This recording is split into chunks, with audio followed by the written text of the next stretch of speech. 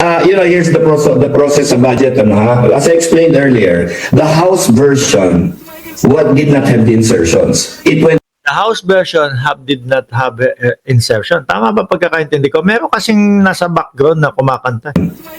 did not have the insertions. It Okay. went to the Senate. Sa Senate daw.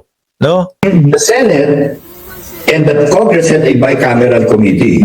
The bicameral Okay, yung Senate at Congress, kasama, bicameral committee, meron.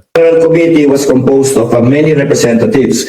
Then they decided to make it a small committee. Nag-decide sila na magkaroon ng small committee. Si Romualdez nandoon daw sa small committee, si Grace po, si Saldico, at si Chis Escudero. The small committee was 4 people.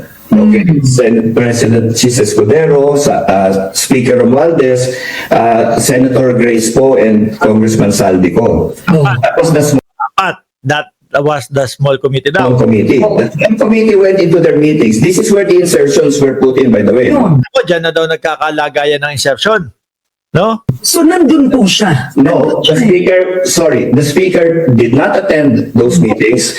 Senator Grace Poe was not allowed to attend most of those meetings. It ended up Saldico. Di dalawa lang yung nag-meeting.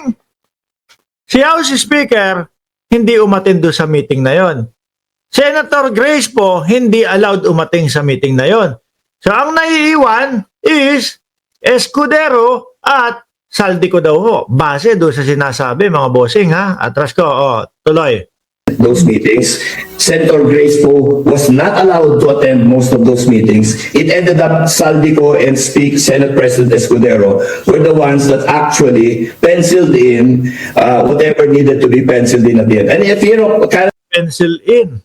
Sabi nga ni Benzer. Escudero at Saldico daw ho. if you look at the budget, there are 20,000 DPWH projects, 20,000. So, it takes a lot of, real painstaking work to do it. But it was the two that actually Zaldico and are you saying Chis Escudero are frankly to blame Yes. for the 2025 budget? Yes. Ayun.